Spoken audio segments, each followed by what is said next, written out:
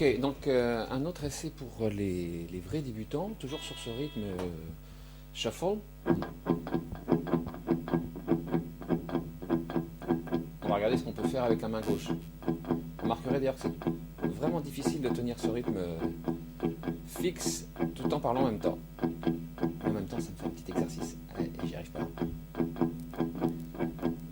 La stabilité rythmique est très importante dans ce style. On verra ça avec le métronome tout à l'heure.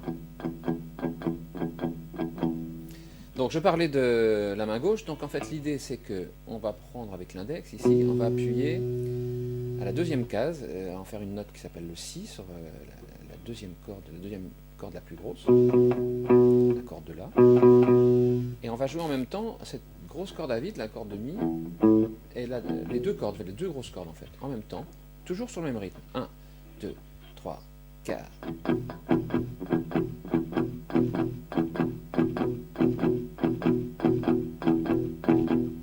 Donc c'est à peu près la même chose, sur un son plus épais.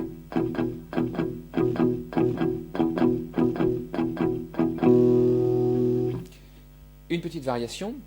Donc on avait ce Si avec l'index, et avec le petit doigt, on va faire un Do dièse, c'est-à-dire on va jouer à la quatrième case de cette deuxième corde la plus grosse, qui s'appelle la corde de La. Bon, à un moment donné, il faudra donner des noms aux choses quand même. Et on va faire ça.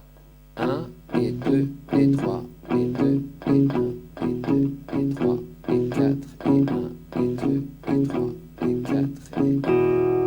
C'est-à-dire que la main droite garde toujours la même chose que ce qu'on a vu jusqu'ici, et on alterne.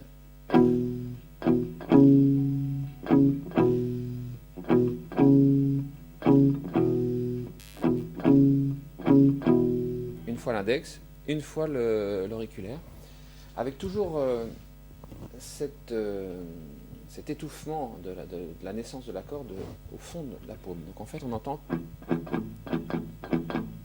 c'est une espèce de son sourd, et donc on rajoute cette note là.